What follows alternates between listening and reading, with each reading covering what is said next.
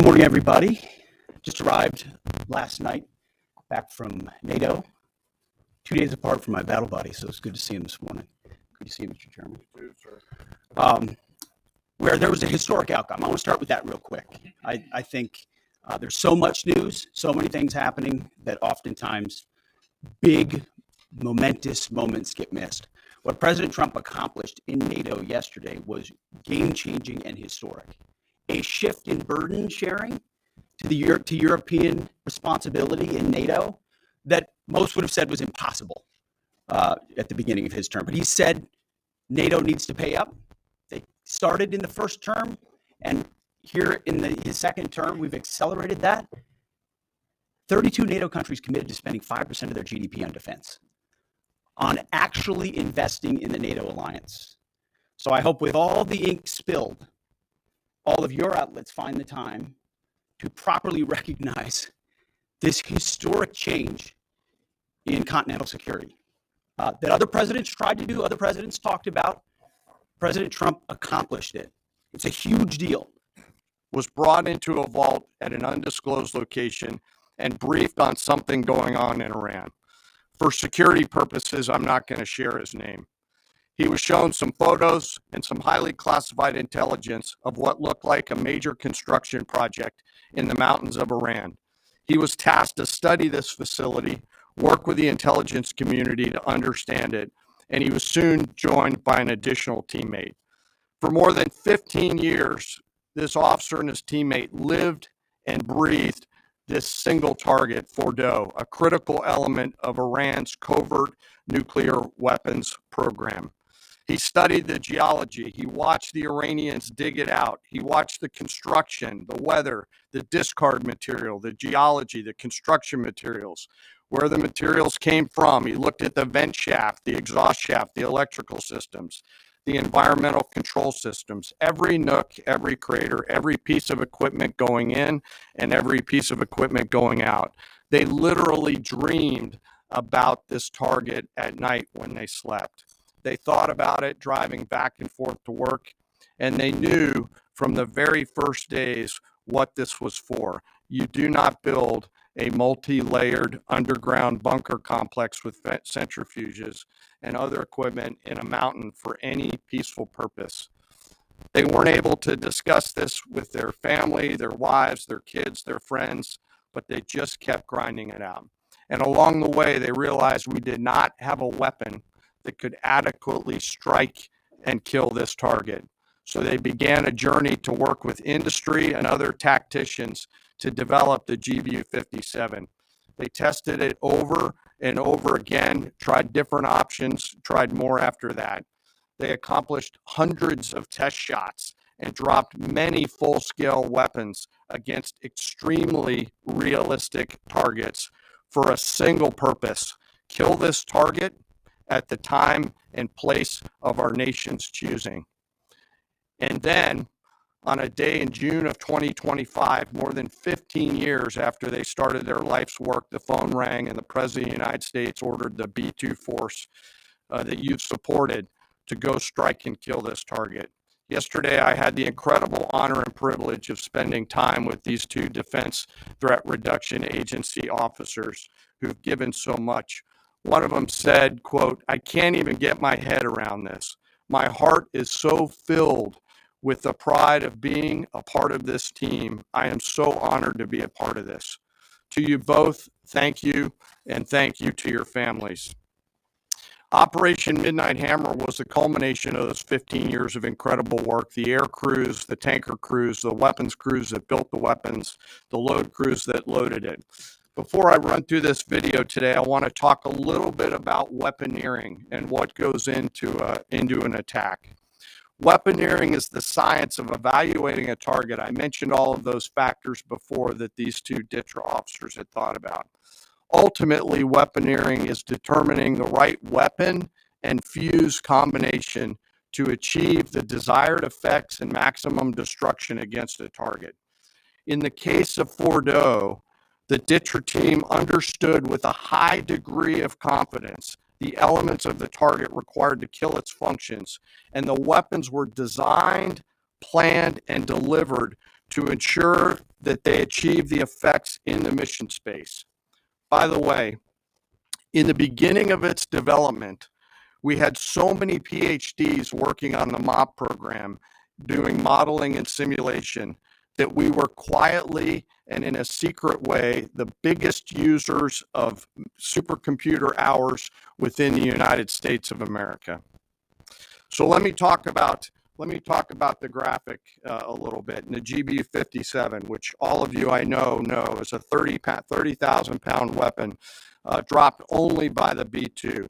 It's comprised of steel, explosive, and a fuse, programmed bespokely each weapon to achieve a particular effect inside the target. Each weapon had a unique desired impact angle, arrival, final heading, and a fuse setting. The fuse is effectively what tells the bomb when to function.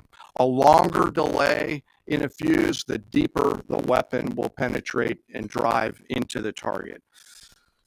So on Fordo, in June of 2008, you can see these three holes.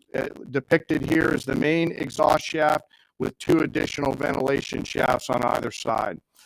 The United States decided to strike these two ventilation shafts, as seen here on the main graphic, as the primary point of entry into the mission space. In the days preceding the attack against Fordo, the Iranians attempted to cover the shafts with concrete to try to prevent an attack. I won't share the specific dimensions of the concrete cap, but you should know that we know what the dimensions of those concrete caps were. The planners had to account for this. They accounted for everything. The cap was forcibly removed by the first weapon, and the main shaft was uncovered. Weapons 2, 3, 4, 5 were tasked to enter the main shaft, move down into the complex at greater than 1,000 feet per second, and explode in the mission space. Weapon number 6 was designed on each side, so there were 6 on each side. Weapons number 6 was designed as a flex weapon to allow us to cover if one of the preceding jets or one of the preceding weapons did not work. The video I'm about to show you is a culmination of over 15 years of development. All 6 weapons at each vent at Fordo went exactly where they were intended to go. A bomb has 3 effects that causes damage: blast, fragmentation, and overpressure. In this case, the primary kill mechanism in the mission space was a mix of overpressure and blast ripping through the open tunnels and destroying critical hardware.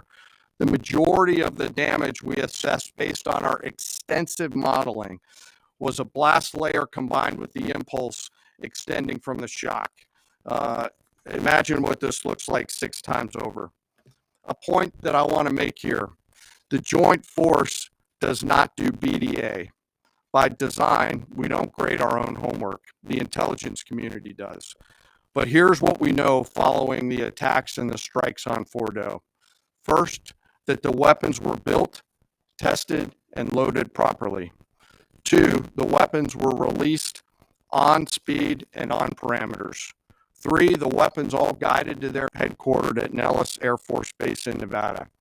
I will state for the record that there is no beach volleyball or football at the Air Force Weapons School. There were male and female aviators on this mission. And a crew member told me when I talked to them on video the other day that this felt like the Super Bowl, the thousands of scientists, airmen, and maintainers all coming together. One last story about people. When the crews went to work on Friday, they kissed their loved ones goodbye, not knowing when or if they'd be home. Late on Saturday night, their families became aware of what was happening. And on Sunday, when those jets returned from Whiteman, their families were there. Flags flying and tears flowing. I have chills literally talking about this. The jets rejoined into a formation of 4 airplanes, followed by a formation of 3, and came up overhead Whiteman, proudly in the traffic pattern, pitching out to land right over the base. and landing to the incredible cheers of their families who sacrifice and serve right alongside their family members. Like I said, there were a lot of flags and a lot of tears. One commander told me this is a moment in the lives of our families that they will never forget. That, my friends, is what America's Joint Force does. We think, we develop, we train, we rehearse, we test, we evaluate every single day. And when the call comes to deliver, we do so. I could not be more proud standing up here today of our Joint Force. I'm filled with gratitude that I get to tell their story. And as we stand here right now, our forces remain on a high state of readiness in the region, prepared to defend themselves.